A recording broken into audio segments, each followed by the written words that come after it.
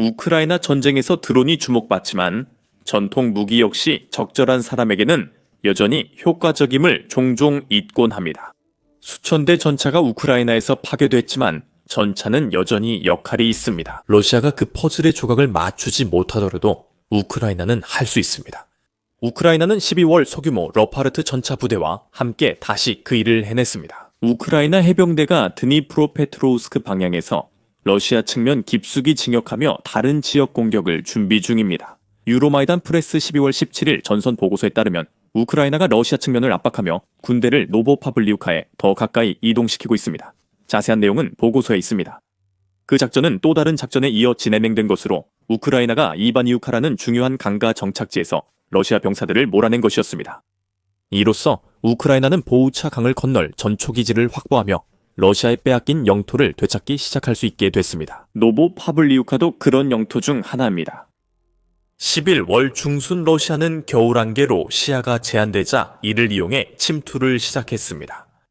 뉴 보이스 오브 우크라이나는 이 침투를 보도하며 안개로 우크라이나 방어선에 틈이 생겼다고 전했습니다. 러시아가 우크라이나의 가장 중요한 무기 중 하나였던 인칭 시점, First Person View. 드론을 이용할 수 있었던 것은 안개로 인해 이 드론들의 사용이 더 어려워졌기 때문입니다. 가시거리가 낮아 안개가 러시아 병사들에게 은폐를 제공해 12월 중순 동안 여러 번 노보파블리우카의 도보로 잠입할 수 있었습니다. 침투와 안개 문제로 러시아는 보부차강에 다리 건설을 시작할 수 있었습니다. 노보파블리우카 남쪽에 위치한 얄타와 동쪽에 위치한 다치나 사이에 부교가 설치되었습니다. 11월 러시아는 그 다리로 군용 차량 10대를 이동시켰다고 우크라이나 뉴보이스가 전했습니다. 키예프 인디펜던트는 11월 짙은 안개 속에 러시아군이 우크라이나 방어선을 여러 번 돌파했다고 전했습니다. 우크라이나 제42 기계화여단은 점령군이 우리 진지에 침투했다고 전했습니다. 하지만 42 기계화여단 페린 드론 대대의 1인칭 시점 드론, 이 배치 지점 근처의 움직임에 신속하게 대응했습니다. 하지만 이런 침투 시도에도 노보파블리우카는 러시아에 함락되지 않았습니다. 러시아가 마을에 병력을 투입하려 하며 우크라이나는 이를 막아야 합니다. 이것이 이번 작전의 주요 목표였고 유로마이단 프레스가 12월 17일 보도했습니다. 이 매체에 따르면 우크라이나는 방역으로 노보파블리우카 인근 점령지로 더 깊이 진격하려 했다고 합니다. 우크라이나가 러시아의 노보파블리우카 공세 측면에 신뢰할 만한 위협을 가할 수 있도록 하는 것이었습니다. 이 상황에선 압박이 전부입니다. 이런 위협으로 우크라이나는 점령군 압박을 강화하고 러시아 측면을 조금씩 약화시킬 수 있습니다. 그 압박은 완벽한 타이밍과 결합되는데 러시아가 점령을 시도하면서 소모한 엄청난 시간과 맞물려 있습니다. 노보파블리우카에서 러시아군은 병력 부족으로 공격이 멈추고 재정비에 어려움을 겪는 사이 우크라이나군이 방역에 나설 수 있습니다. 이로 인해 우크라이나는 주도권과 보부차 강변의 주요 거점을 확보합니다. 간단히 말해 우크라이나는 최소 한 달 동안 노보파블리우카 방향에서 러시아의 거센 공격을 견뎌냈습니다. 우크라이나가 러시아군의 공격을 되받아치고 있습니다. 먼저 노보파블리우카가 러시아와 우크라이나 모두에게 왜 중요한지 설명하는 이유를 말씀드리겠습니다. 이곳은 블라디미르 푸틴이 침공을 시작한 이후 러시아와 우크라이나가 수십 차례 전투를 벌여온 평범한 마을이 아닙니다. 노보파블리우카는 드니프로페트로우스크 방향에서 전략적으로 매우 중요한 정착지입니다. 키예프 인디펜던트는 여러 이유 중 하나를 설명하며 이렇게 말합니다. 이 마을은 전략적 고지에 접근 가능한 경계에 있어 마을을 통제한 나라가 그 고지를 차지할 수 있습니다. 우크라이나는 이것이 왜 중요한지 잘 알고 있기 때문에 마을과 그 주변 지역, 그리고 그 고지에 접근할 수 있는 곳을 모두 요새화했습니다. 우크라이나는 넓은 전장을 관찰해 러시아군 동향을 감시하고 공격에 대비할 수 있습니다. 고지는 드론 조종사가 더 좋은 신호로 드론을 완벽히 제어할 수 있어 유리합니다. 게다가 고지대에 박격포를 설치하면 우크라이나는 방어 중인 영토로 러시아군이 진격하려 할 때마다 그들을 타격할 수 있는 살상구역을 만들 수 있습니다. 이 이점은 양측 모두에게 적용됩니다. 러시아가 노보파블리우카를 점령하면 우크라이나가 쓰는 고지도 얻게 됩니다. 따라서 러시아는 우크라이나의 방역과 우크라이나군의 보부차강 도하 시도를 더 잘 관찰할 수 있습니다. 보부차강에 대해 유로마이든 프레스는 노보파블리우카의 전략적 가치가 고지대 접근성만이 아니라는 점을 강조합니다. 노보파블리우카는 위치상 강을 건너는 역할을 하며 우크라이나에서 전략적으로 중요합니다. 이 정착지는 강 양쪽 2개 위치해 있기 때문에 그 출구가 드러납니다. 덧붙이자면 러시아군이 두 칸 쪽을 점령하면 우크라이나의 반대편 방어가 훨씬 어려워집니다. 이반입카처럼 점령지 대부분이 러시아의 추가 공격을 위한 임시 도하 지점이 될 수 있습니다. 노보파블리브카가 러시아에 넘어가면 안 되며 절대 함락을 허용해선 안 됩니다. 푸틴 군대는 드니프로페트로우스크 지역에 공격 전진 기지를 확보하게 됩니다. 그들은 도하 작전에 적합한 마을을 장악해 지상 작전 지속에 중요한 역할을 합니다. 강은 자연 장벽으로 다리 없이는 차량이 건널 수 없을 만큼 깊습니다. 게다가 병사들을 강을 헤엄쳐 건너게 하는 것은 매우 위험하며 익사로 인한 손실이나 도하 중에 노출된 병사들이 공격당해 희생되는 경우가 많습니다. 강을 따라 위치한 정착지 또는 노보파블리프카처럼 강이 그 안을 흐르는 정착지에 대한 통제권이 중요합니다. 이것은 군대가 안정적인 도하 지점을 구축할 수 있는 시간과 공간을 제공합니다. 모든 군대의 공병 부대가 이를 위해 훈련합니다. 그리고 영국 21 공병연대의 지휘관인 페리 비숍 중령이 그 이유를 설명합니다. 비숍 중령은 이유를 설명하며 유럽에는 큰 강이 많다고 말합니다. 비숍 중령의 공병팀은 아이언 타이탄 훈련 도하 작전에 참가했고 이 훈련엔 비숍 중령이 언급한 부대를 포함해 영국군 8,000명이 참여했습니다. 즉 3, 4단을 계속 생존시키고 이동해 적을 경멸하려면 핵심은 넓은 강을 건너는 것입니다. 비숍 중령은 우리만이 할 수 있다고 덧붙입니다. 공병대는 매우 중요합니다. 또한 그들이 전장에 투입할 수 있는 숙련된 요원의 수가 제한되어 있기 때문에 우크라이나의 노보파블리프카와 같은 마을을 점령하는 것이 더욱 중요해집니다. 군대가 공병들이 다리를 건설할 때 더 안전하게 만들어줄수록 그 공병들이 작업 중에 공격당할 가능성은 줄어듭니다. 적이 노출된 공병들에게 사격을 가해 사상자를 낼 가능성을 무시하더라도 안전한 작업 공간이 있으면 지연도 줄일 수 있습니다. 더 빠른 다리 건설은 장갑차와 기타 장비를 강 건너로 운송하기 위해 기다리는 시간이 줄어든다는 의미입니다. 이 모든 것이 공격 성공에 영향을 미칩니다. 유럽 안보와 방위는 기존 다리를 건너는 것이 선호되지만 점점 실현 가능성이 낮아지고 있다고 덧붙입니다. 전쟁이 장기화되자 러시아와 우크라이나 모두 다리가 적에게 넘어갈 것을 우려해 직접 폭파하고 있습니다. 이로 인해 습지와 수로에서 효율적 도하 작전 능력이 더욱 필수적이 됐습니다. 즉, 노보파블리브카가 안전지대로서 잠재력이 있고 우크라이나와 러시아 모두 이곳을 도하 작전 교량 설치에 활용할 수 있습니다. 우크라이나는 공간을 지키려 하고 러시아는 차지하려 합니다. 우크라이나 해병대와 전차의 결합 방역은 전략적으로 매우 타당합니다. 이제 노보파블리우카 같은 마을이 왜 그렇게 전략적으로 중요한지 알게 되었으니 그 중요성의 또 다른 예로 이바니우카 마을이 있습니다. 우크라이나는 노보파블리우카 작전 시작 몇 주 전 이바니우카를 해방시켰습니다. 이바니우카는 보우차 강가의 마을로 강을 건너는 집결지였습니다. 노보파블리우카도 마찬가지일 수 있습니다. 러시아를 위해 우리는 우크라이나가 이바니우카를 탈환하게 만든 훌륭하게 계획된 작전을 다룬 영상을 공개했습니다. 우크라이나가 12월 러시아 측면 공격과 노보파블리우카 징역 시도를 어떻게 준비했는지 궁금하다면 확인해 보세요. 유로미딘 프레스는 이바니우카 확보가 우크라이나가 러시아 측면 공격 준비에 중요한 이점을 줬다고 설명합니다. 우크라이나군은 이바니우카를 보차 강교두보로 활용해 동쪽 공격이나 적군 교란, 전방 진지 침투가 가능하다고 매체는 전했습니다. 또한 러시아가 11월에 노보파블리우카 일부 지역이 침투할 때 매우 효과적으로 활용했던 안개가 우크라이나에게도 유리하게 작용할 수 있다고 지적합니다. 영토 순찰의 퍼스트 퍼슨 뷰 드론을 쓰는 건 우크라이나뿐만이 아닙니다. 러시아도 우크라이나 점령지에서 퍼스트 퍼슨 뷰 드론을 사용 중이다. 시야가 제한되어 우크라이나가 러시아 방어선 공격을 더 쉽게 조율할 수 있습니다. 그래서 이바니브카 통제권이 앞으로의 공격 계획의 핵심이 됐습니다. 우크라이나는 노보파블리우카 인근 고지대를 통제하지만 해병대와 전차의 공격에서 큰 이점이 되지 않았습니다. 유로마이덴 프레스에 따르면 우크라이나 고지대는 박격포로 지상군을 지원할 수 있는 위치라고 합니다.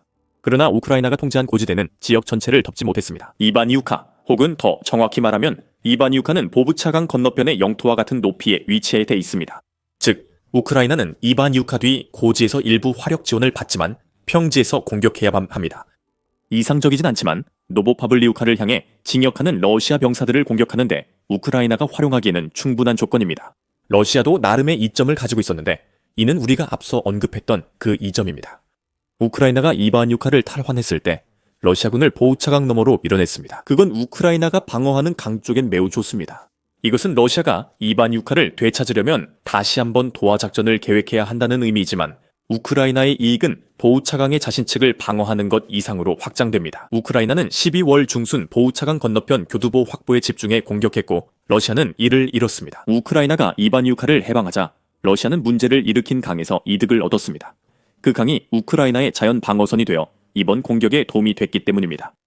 우크라이나가 러시아가 주로 점령하고 있는 보우차강 쪽에서 노보파블리우카를 향해 진격하는 러시아 측면에 대해 진전을 이루려면 이바뉴카를 거점으로 삼아 보우차강 문제를 해결해야 할 것입니다. 이는 단순한 작전이 아니었고 우크라이나가 무작정 돌진할 수도 없었습니다.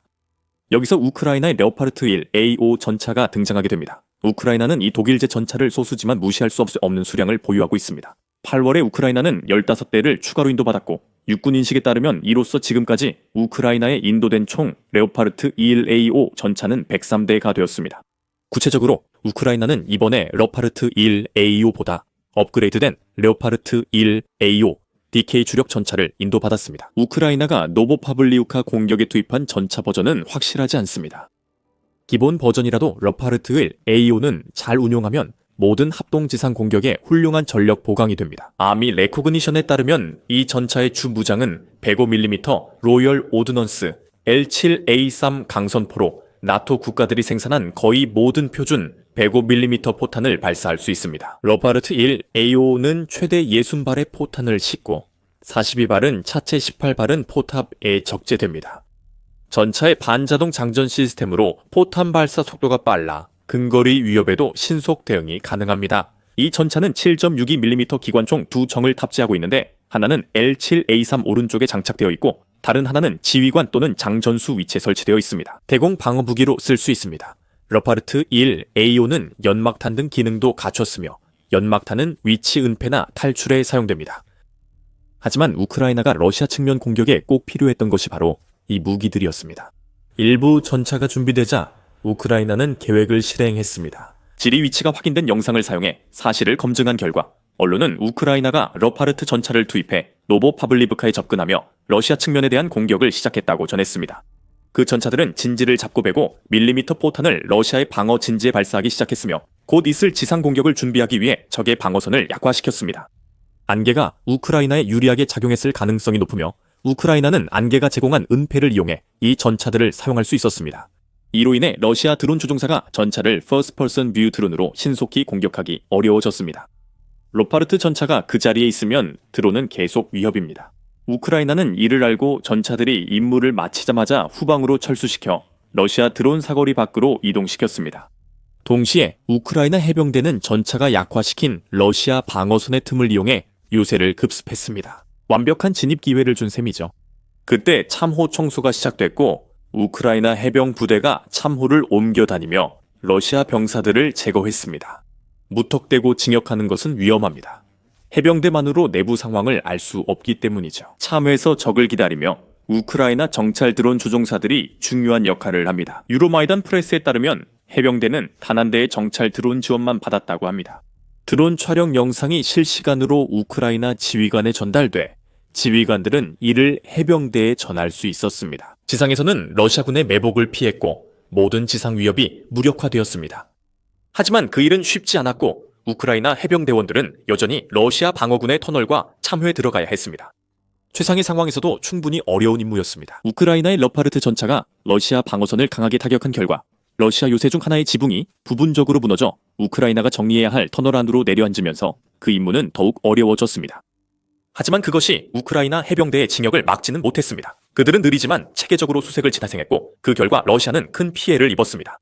작전이 끝날 무렵 노보파블리프카 공격을 준비하던 러시아 병사 5명이 사망했고 또 다른 10명은 항복했습니다. 전투에서 우크라이나가 우위를 점하고 있다는 것이 분명해지자 모든 러시아 병사들은 우크라이나 후방으로 호송되어 그곳에 억류되었습니다. 포로가 되었으며 앞으로 있을 포로 교환에 사용될 예정입니다. 이것은 러시아 우크라이나 포로 교환에 사용됩니다. 우크라이나는 러시아 측에 진입해 보부차강을 건너 거점을 확보하며 방역을 준비하고 있습니다. 노보파블리우카는 여전히 안전하지 않습니다.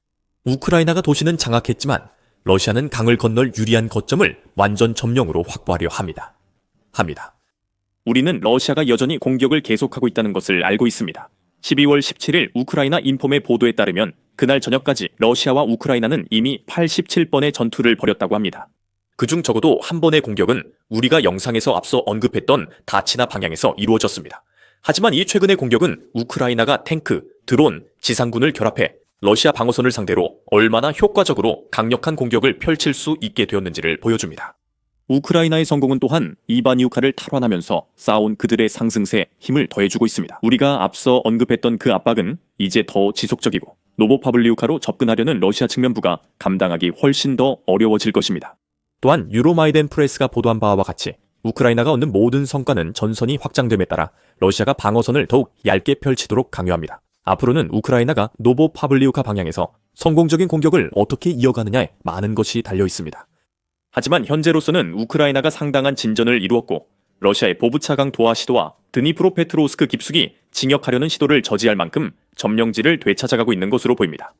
노보파블리우카 작전은 우크라이나의 정밀하고 치명적인 방역이 어떻게 러시아의 방어력을 소모시키고 있는지 완벽하게 보여주는 사례입니다. 하지만 우크라이나도 러시아 공격자들을 함정에 유인해 큰 피해를 주는 데 능숙합니다. 우크라이나는 최근 격전지인 포크로우스크시에서 그런 함정 중 하나를 발동했고 러시아는 아무런 성과도 없이 실패한 공격으로 큰 대가를 치렀습니다. 우크라이나가 러시아의 돌격을 어떻게 저지했는지 영상에서 확인하세요. 이 영상을 재미있게 보셨다면 우크라이나 전쟁 최전선의 최신 소식을 계속 받아보시려면 내 밀리터리 쇼를 꼭 구독해주세요. 그리고 언제나 시청해주셔서 감사합니다.